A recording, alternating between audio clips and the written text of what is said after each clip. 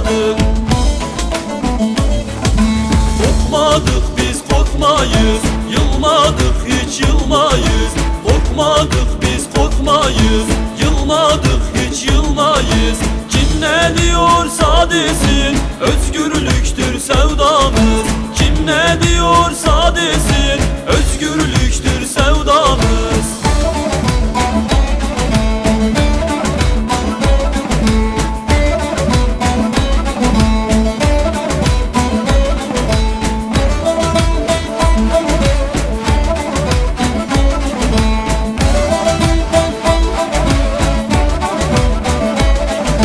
Zindanlardan seslendik, hep demokrasi dedik. Zindanlardan seslendik, hep demokrasi dedik.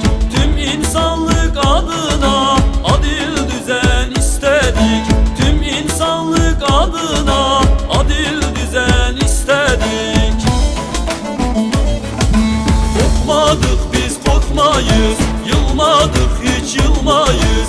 Korkmadık biz korkmayız, yılmadık hiç yılmayız. Kim ne diyorsa desin, özgürlüktür sevdamız. Kim ne diyorsa desin, özgürlüktür sevdamız.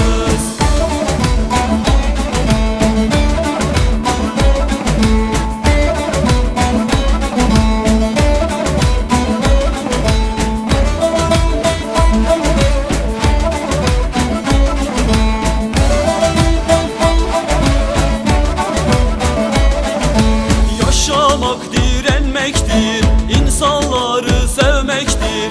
Yaşamak direnmektir, insanları sevmektir. Zalime baş kaldırmak elbette bir yürektir. Zalime baş kaldırmak elbette bir yürektir. Korkmadık biz korkmayız, yılmadık hiç yılmayız. Korkmadık biz korkmayız, yılmadık hiç yılmayız.